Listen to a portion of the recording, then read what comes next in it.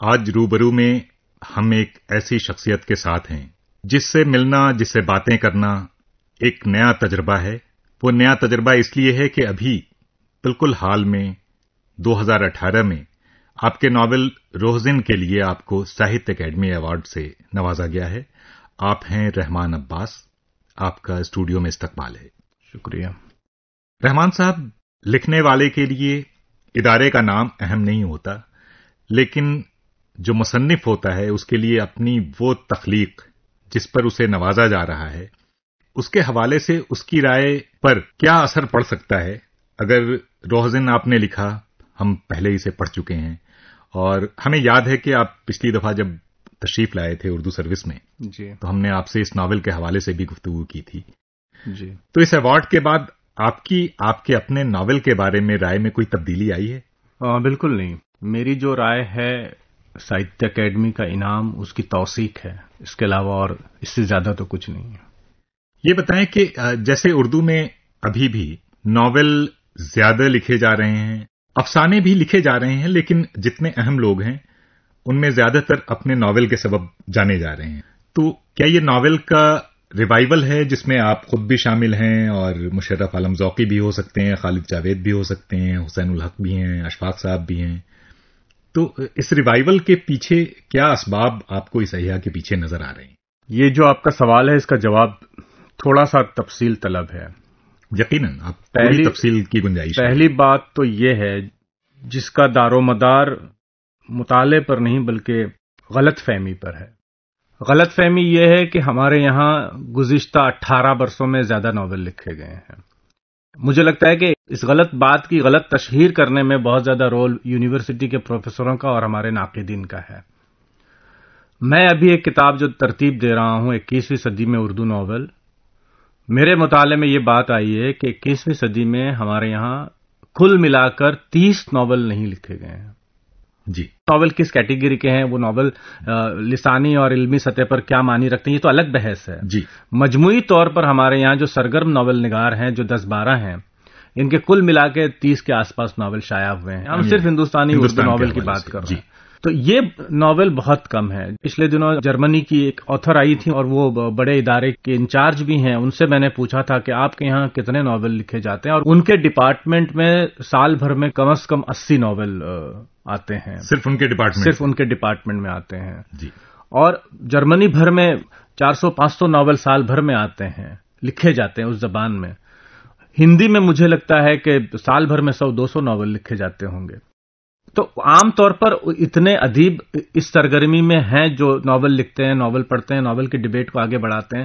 ہندوستانی انگریزی میں بہت سارے لکھنے والے لوگ ہیں، پرومیننٹ رائٹرز کے علاوہ۔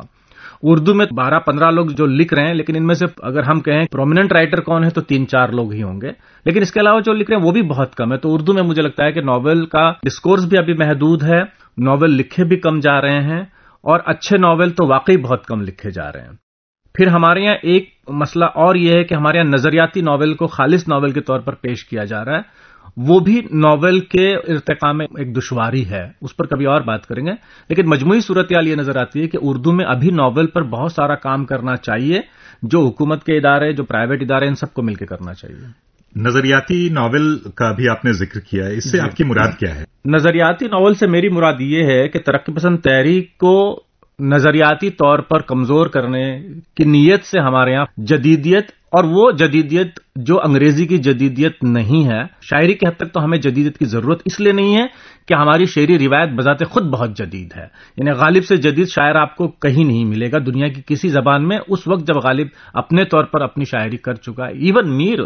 تو ہمارے یہاں شاعری کا وہ مسئلہ کبھی رہا نہیں، اس لیے ہم یہ نہیں سوچیں گے کہ ناصر کاظمی کے یہاں جو اس کا طرز اظہار ہے وہ کتنا جدیدیت ہے یا نہیں، یا زیب گوری کا۔ لیکن فکشن میں ہم دیکھتے ہیں کہ ترقی پسند تحریک میں جو بڑے نامور تھے، ان سے الگ طرح کا فکشن لکھنے کے لیے، بلکہ کہیں پر یہ جدیدیت کے 2-3 نقاد ان میں سے کسی ایک نے یہ کہا بھی ہے کہ ہم عصمت چغتائی، کرشن چندر اور ان کی جو روایت تھی ان سے ہم الگ لکھنا چاہتے تھے، تو انہوں نے سامنے لایا انور سجاد کو اور ستیندر پرکاش کو اور بلراج مہندرا کو۔ افسانے کی حد تک تو یہ سب کچھ بہت ٹھیک ہے، افسانے کی سطح پر ان کے تجربے تو کافی قابل قبول ہیں، اور وارث الوی نے اس پر تنقید کرتے ہوئے کہا بھی ہے کہ فاروقی کے پاس فکشن کا کوئی شعور نہیں ہے. وارث الوی نے یہ بات اسی لیے کہی تھی کہ فاروقی صاحب فکشن کو مجموعی طور پر فکشن کی اپنی جو جمالیات ہیں اس کے پس منظر سے پرکھ نہیں پا رہے تھے، دیکھ نہیں پا رہے تھے. فاروقی صاحب نے فکشن کو ایک محدود طرح کے دائرے میں سمٹنے کی کوشش کی. اس کی وجہ سے جو پروپیگنڈا ناول تھا وہ جدیدیت اور نظریاتی ناول دوسرے جدیدیت کی صورت میں سامنے آتا ہے. قطع کلام کے لیے معافی چاہتا ہوں.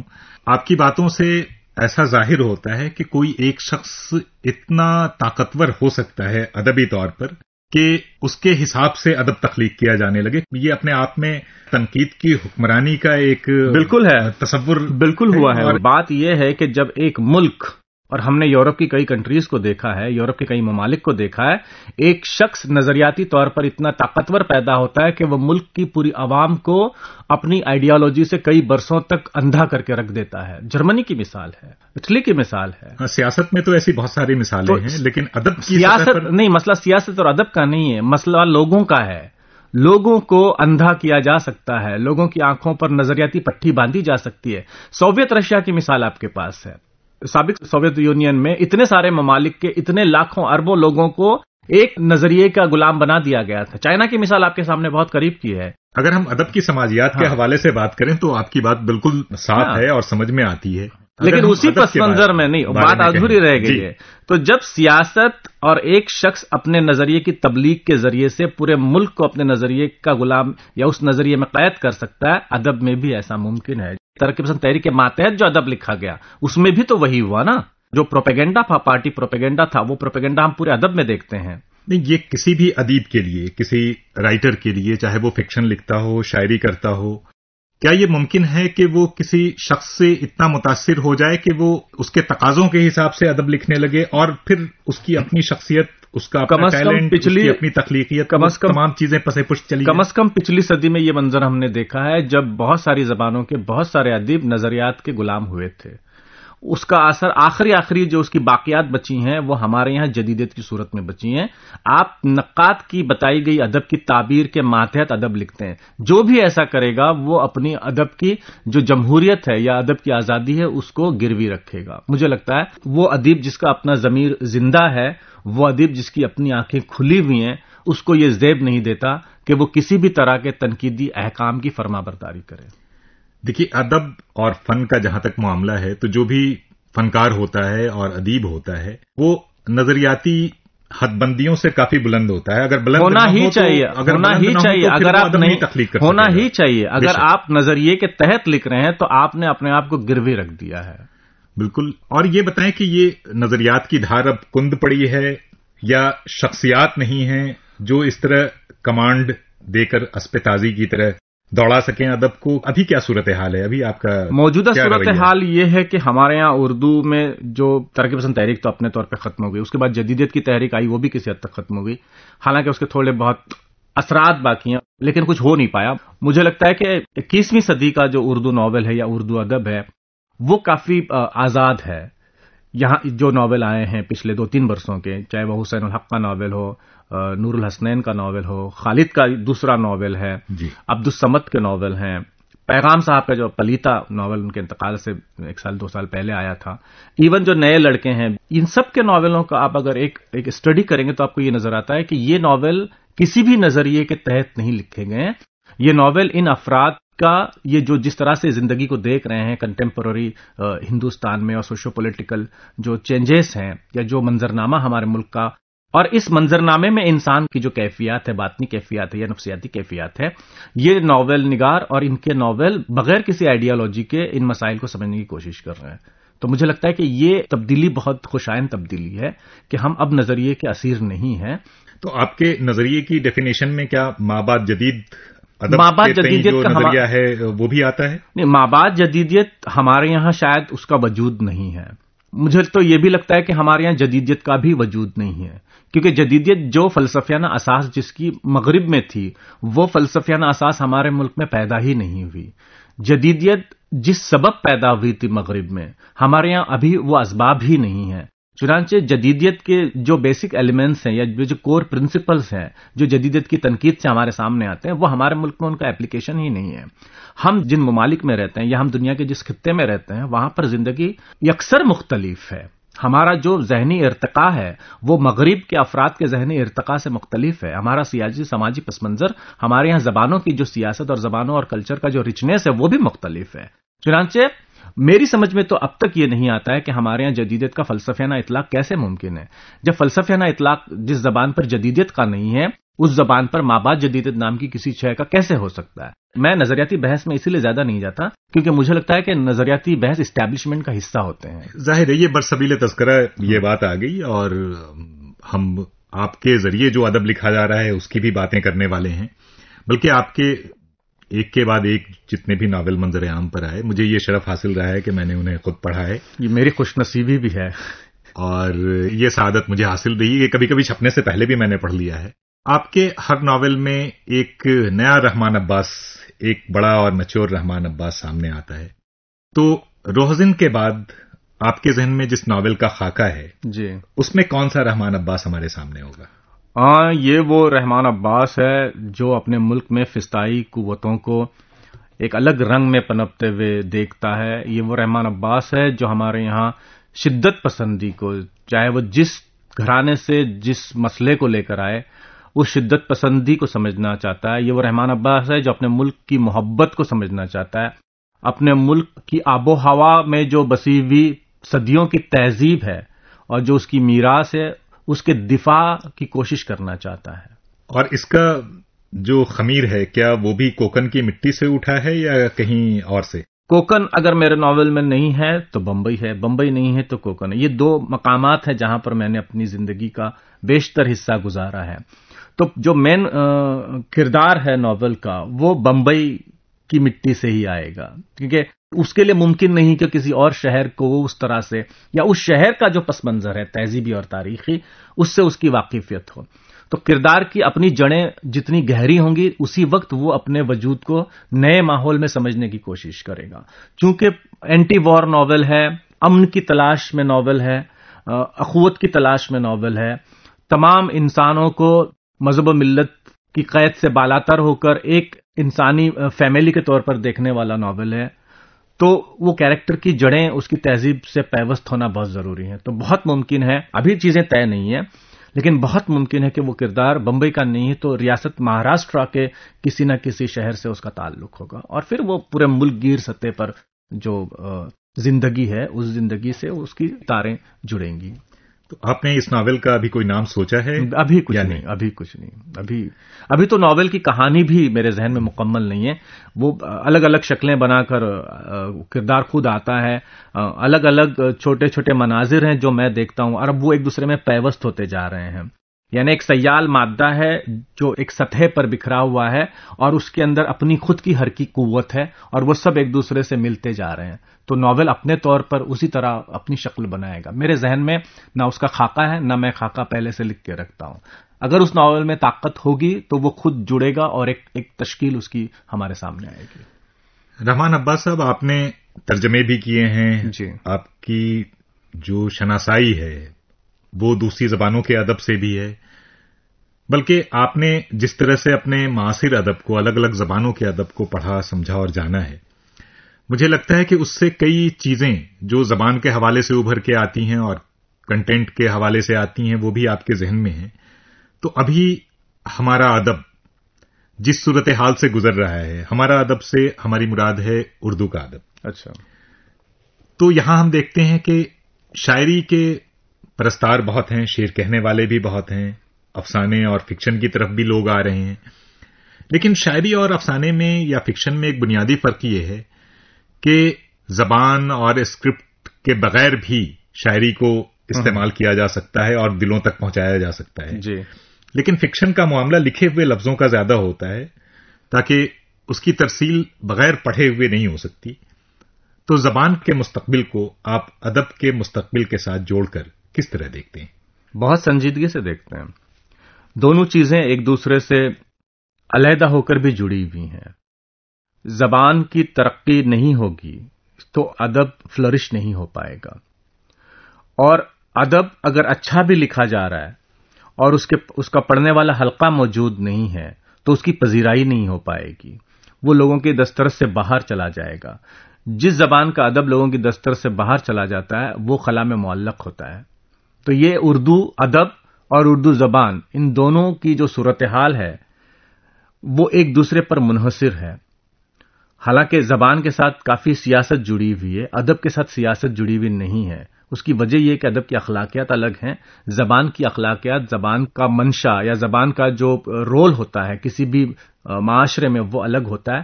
اس لیے زبان کے ساتھ کافی سیاست جڑی ہوئی ہے، جو بدنصیبی سے اردو جیسی ہندوستانی زبان کے ساتھ بھی ہے۔ یعنی اگر ہندوستان میں کوئی چیز شکار ہوئی ہے نظریاتی طور پر یا ہمارے تاریخ کی تو وہ اردو ہے، اور میں یہی سمجھتا ہوں کہ جب تک اردو کے ساتھ انصاف نہیں ہوگا، جب تک اردو کو اس کا جائز حق نہیں ملے گا، تب تک ہندوستان کو ہم ایک مثالی جمہوریت تسلیم نہیں کر سکتے۔ ایک ملک میں اگر آپ، کیونکہ وہ آپ کی نفرت کا پیمانہ ہے، جب تک اردو کو اس کا حق نہیں ملتا، اس کا مطلب یہ ہوگا کہ آپ کے دلوں میں اس زبان کے لیے نفرت ہے، اور جب تک آپ کے دلوں میں زبان کے لیے نفرت ہے، آپ جمہوری ملک نہیں کہلا سکتے۔ جمہوریت تمام نفرتوں کا خاتمہ ہے اور تمام انسانوں کو برابر اور یکساں سمجھنے کا ایک ڈیموکریٹک پروسیس ہے، ایک پولیٹیکل پرنسپل ہے۔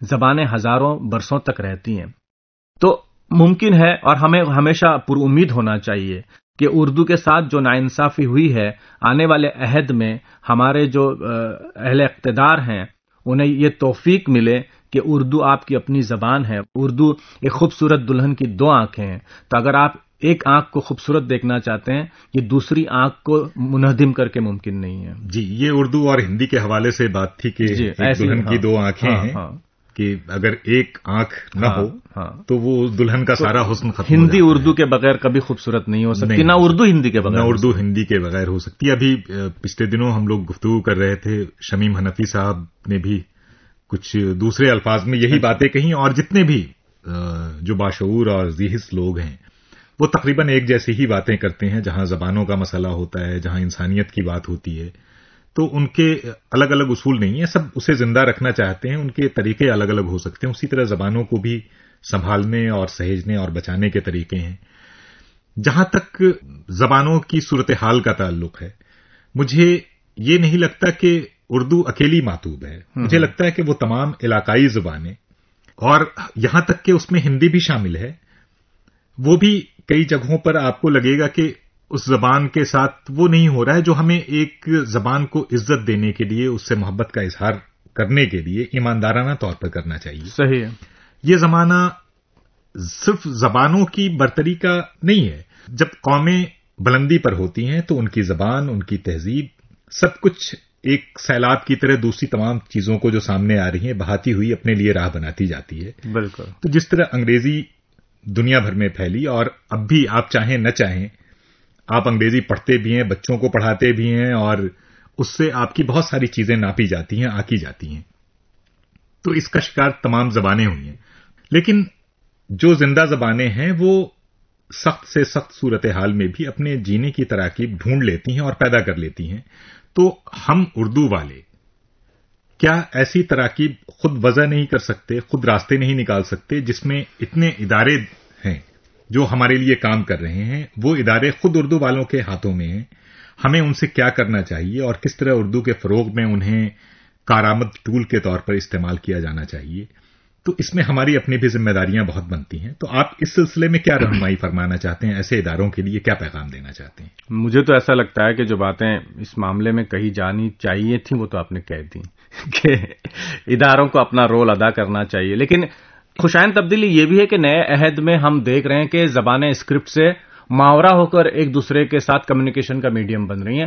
اب اردو غزلیں ہیں، وہ کسی کو پڑھنے کی ضرورت نہیں ہے، آپ اس کو سن رہے ہیں، آپ اس سے لطف اندوز ہو رہے ہیں۔ یعنی اگر آپ رسم الخط نہیں بھی اردو کا جانتے ہیں تب بھی لاکھوں لوگ ملک بھر میں اردو کی شاعری سن رہے ہیں۔ ایون جان ایلیا کو بھی اب لاکھوں لوگ سن رہے ہیں، پسند کر رہے ہیں، احمد فراز کو پسند کر رہے ہیں۔ تو ملکوں کی سرحدیں مٹ جاتی ہیں، اردو کا دائرہ بہت وسیع ہو رہا ہے دنیا کے ہر ملک میں، جہاں پر ہندی اردو جاننے والے ہیں، جو ہندوستانی آواز کو جاننے والے ہیں۔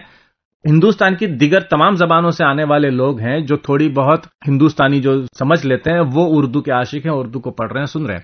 آپ دلی میں رہتے ہیں، آپ بہتر جانتے ہیں کہ دلی میں جو فیسٹیولز ہو رہے ہیں جن میں ریختہ بہت بڑا نام ہے، ریختہ کے توسط سے بھی اردو لوگوں تک پہنچ رہی ہے۔ رسم الخط کا معاملہ واقعی میں سنجیدہ ہے، ویسے بھی رسم الخط کا معاملہ اس طرح سے بھی سنجیدہ ہے کہ لوگ اپنے رسم الخط میں بھی نہیں پڑھتے ہیں، لوگ پڑھنا بھی نہیں چاہتے ہیں، یہ بھی ایک مسئلہ ہے۔ تو وہ جو بہت بڑا کلاس ہے جو نہیں پڑھنا چاہتا لیکن سننا چاہتا ہے، لطف اندوز ہونا چاہتا ہے، سمجھنے کا جو بیسک پروسیس ہے اس میں سننا اہم ہے، پڑھنا بھی اہم ہے، لیکن سننا بھی بڑا رول ادا کرتا ہے۔ تو اردو کے لیے وہ محبت اب دکھائی دے رہی ہے، لاکھوں لوگ آتے ہیں اردو کے فیسٹیولز میں، اور میرا خیال ہے کہ کسی انگریزی کے علاوہ اتنے ہم کو ہندوستان کی کسی زبانوں میں اتنے زیادہ لوگ نظر نہیں آتے ہیں۔ تو اردو کی محبت اب ہم دیکھ رہے ہیں کہ لوگوں کے دلوں میں جاگزی ہو رہی ہے۔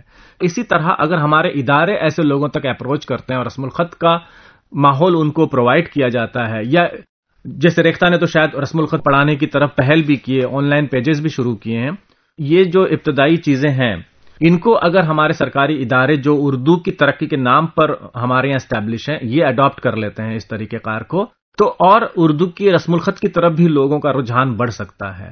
تو کوششیں اپنی جتنی ہو ممکن ہو، لیکن مجھے لگتا ہے زبان فطری طور پر ہی ارتقا کرتی ہے، اور فطری طور پر ہی اگر اس کے اندر طاقت ہے تو بچتی ہے، اور اردو کے اندر وہ فطری طاقت ہے کہ اسے آپ سیاسی سرپرستی سے محروم بھی کر دیں تب بھی وہ کم از کم 300، 400، 500 برسوں یا 1000 برس تک سروائیو کر سکتی ہے، اور یہ وہ عرصہ ہے اس دوران چیزیں بدل سکتی ہیں، ماحول بدل سکتا ہے، اور اردو کے حق میں وہ آوازیں پیدا ہو سکتی ہیں جو اس کا کھویا ہوا وقار، اس کی سیاسی سرپرستی دستیاب ہو سکتی ہے، کیونکہ میں بہت پر امید ہوں، مجھے ایسا لگتا ہے کہ 500-600 برسوں میں چیزیں ساری بدل سکتی ہیں، سرحدیں بدل سکتی ہیں۔ تو یہ تمام چیزیں بدل سکتی ہیں اگر ارادہ مصمم ہو اور نیت صاف ہو، ہم کچھ کرنا چاہیں اور اس کے نتیجے کے لیے پر امید ہوں۔ ہمیں تو پر امید ہونا ہی چاہیے، لیکن آپ دنیا کی تاریخ پر اور بر صغیر پچھلے 100 برسوں کی یا 2000 برسوں کی تاریخ دیکھ لیجئے، آپ کو لگے گا کہ یہ بڑا فرٹائل علاقہ رہا ہے، یہاں سیاست، سرحدیں سب کچھ بدلتی رہی ہیں، ایسا کوئی وقت نہیں گزرا ہے جہاں 80 سے 90 برسوں کے اندر اس ملک میں جغرافیہ نہیں بدلا ہے۔ تو اردو کے تعلق سے ہمیں بہت پر امید ہونا چاہیے، اردو کے حق میں چیزیں بہت خوشائند ہوں گی، کیونکہ وہ اس زمین سے جڑی ہوئی ہے، اس کی جڑیں ہندوستانی تہذیب میں ہیں، اس کی جڑیں ہندوستان کی ثقافت میں ہیں، تاریخ میں ہیں، چنانچہ وہ دلوں میں اسی لیے فوراً جاگزی ہو جاتی ہے، بس جاتی ہے، لوگوں کو ایسا لگتا ہے کہ وہ اپنا مافز ضمیر اسی زبان میں بہتر طور پہ ادا کر سکتے ہیں، چنانچہ اردو کے تعلق سے نا امیدی کفر ہے۔ زندگی کے تعلق سے بھی نا امیدی کفر ہے، اور اس سے جس حد تک ممکن ہو بچنا چاہیے۔ ابھی آپ نے بہت سارے فکشن نگاروں کا ذکر کیا تھا جو ناول لکھ رہے ہیں اور جو افسانوں میں بھی کام کرتے رہے ہیں، یہ جو نئی نسل آ رہی ہے افسانہ نگاروں کی، اس پر بھی آپ کی نظر ہوگی، تو کیا ان میں کچھ ایسے ٹیلنٹس آپ کو نظر آ رہے ہیں جو بعد میں آپ کو ایسا لگتا ہو کہ یہ فکشن کا ایک اہم نام بننے کی صلاحیت رکھتے ہیں، یا جو ان کا نظریہ ہے زندگی کے حوالے سے، میں اس نظریے کی بات نہیں کر رہا ہوں جس کی ہم لوگ اتنی دیر سے مخالفت کر رہے تھے، زندگی کو سمجھنے کا جو طریقہ ہے، اس میں جو استدلال ہے اس کے پیچھے، جس طرح سے چیزوں کو وہ دیکھ رہے ہیں ایک بڑے تناظر میں، کیا انہیں آگے آنے کے امکانات آپ کو دکھائی دے رہے ہیں؟ اور اگر ایسے لوگ ہیں تو ان کے ہاں کیا نشاندہی کر پائیں گے آپ؟ 2 نئے بالکل نئے رائٹرز ہیں جو مجھے لگتا ہے جن سے کافی امید بنتی ہے۔ ایک تو تریپوراری کمار شرما ہے، اس لڑکے نے اردو رسم الخط بھی سیکھی ہے اور اردو میں لکھتا ہے اور ہندی میں بھی لکھتا ہے۔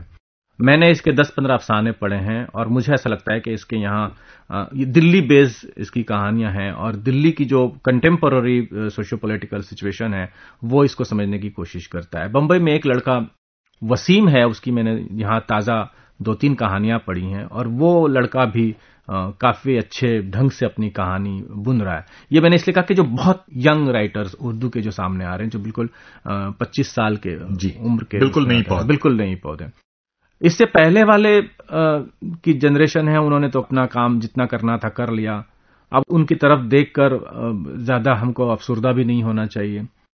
لیکن مجموعی طور پر ایک بات تشویشناک یہ ہے کہ ہمارے یہاں زیادہ فکشن لکھنے والے نظر نہیں آ رہے ہیں ملک گیر سطح پر۔ جی بالکل، افسانہ نگار نہیں ہے، یعنی دلی سے آپ اگر دیکھ لیجئے تو آپ کو نظر آئے گا کہ نئی صدی میں گزشتہ 18 برسوں میں 2-3 نام سامنے نہیں آئے ہیں۔ یہ بات جو ہمیں نظر آ رہی ہے یہ کافی تشویشناک ہے کہ کیا وجہ ہے کہ نئے لکھنے والے اردو میں فکشن نہیں لکھ رہے ہیں۔ عباس صاحب، آپ پڑھتے رہے ہیں تو آپ کی نظریں یقیناً ہندوستان سے باہر جو کچھ چھپ رہا ہے اس پر بھی ہیں، تو کیا پاکستان میں جو ادب تخلیق ہو رہا ہے فکشن کے حوالے سے، اس طرح سے کیا آپ وہاں کے فکشن پر بھی آپ کی نظر ہے، اور وہاں جو چیزیں آ رہی ہیں ان کی نوعیت کیا ہے، اور آپ کو وہ کس قدر اپیل کرتی ہیں، متاثر کرتی ہیں؟ میں نے جو نیا ادب پاکستان کا پڑھا ہے اس میں تو ابھی ایک ناول جس پر کافی بحث ہوئی ہے، تو کراچی میں ایک لڑکا ہے ظہیر بہت اچھے افسانے لکھ رہا ہے. اس کے کچھ افسانے یہاں بھی چھپے ہیں آمد میں. ایک لڑکی ہے کراچی میں مایا مریم کی کتاب چھپی ہے، ہندوستان میں بھی اس کتاب کی پذیرائی خوب ہوئی ہے. ایک لڑکا لاہور میں ہے جو جرنلسٹ بھی ہے، وہ کافی ایکٹیو لکھ رہا ہے.